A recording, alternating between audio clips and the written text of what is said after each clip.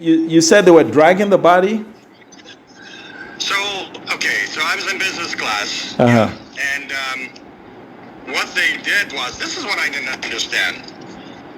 I don't know what the whole process is when these things happen.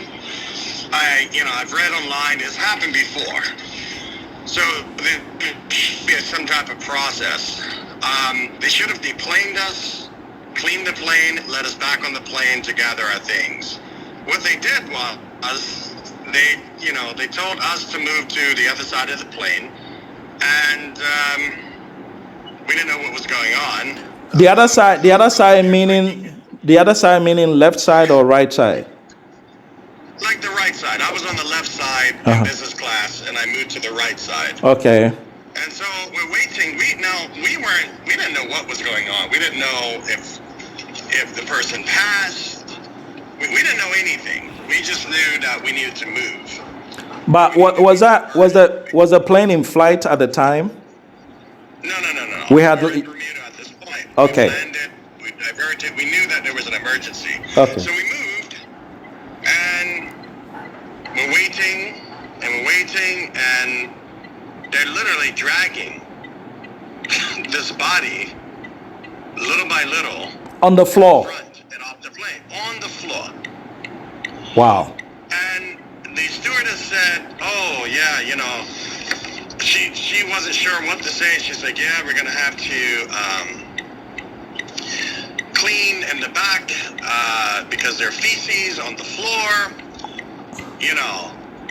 And so the cleaning never happened.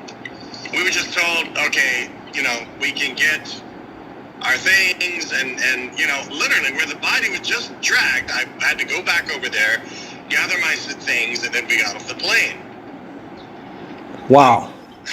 When I tell you how disturbing, the more and more we kept thinking about it, I was bumping into other passengers at the resort, at the Grotto Resort. Mm-hmm. All of us, the more, things calm down and we're kind of thinking through this was horrible. So I'm taking it, I'm getting it from you that the other passengers also found that, basically, they found that horrible. Yes, exactly. It was just, it was almost unbelievable that this happened. That, this just happened. And then even, look, I'm sorry that the brother lost his son. That was one horrible thing. Right. When we realized it was him, yeah. I was saying, I'm really sorry for the family. Mm-hmm. And he said, well, that was my son. And I'm like, wow, our hearts just went out to him. Okay. But outside of that, when we started thinking how everything unraveled, even just, I had to book my own flight. They were just all over the place and rerouting us. It was a very chaotic situation, and I get it. They weren't expecting that. Yeah.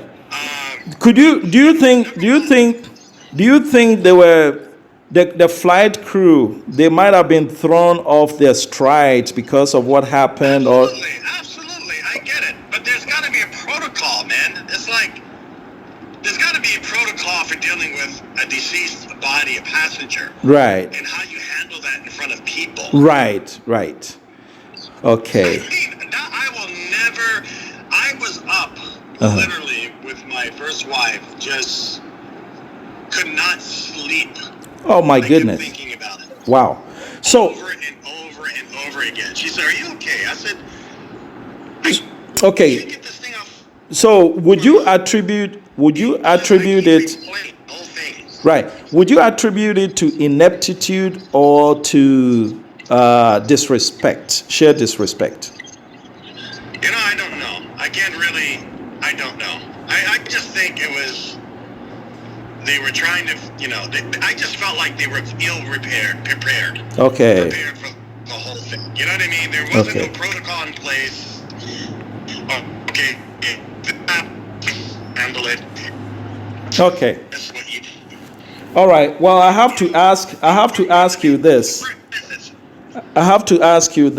But do you think, given that the flight was coming from Africa, and Africans, we've had complaints about how the flight crew treat? Do you think there's a racial component to this? I don't know. I will say this. I typically fly business class Okay. everywhere, especially when I fly international. Okay. United, I got to tell you, their bedside manner was horrible. I just, I'm in business class. The Polaris, what do you call it? Lounge was awesome. It was amazing at the airport. Okay. But outside of that, I just felt like they were just very, just weird.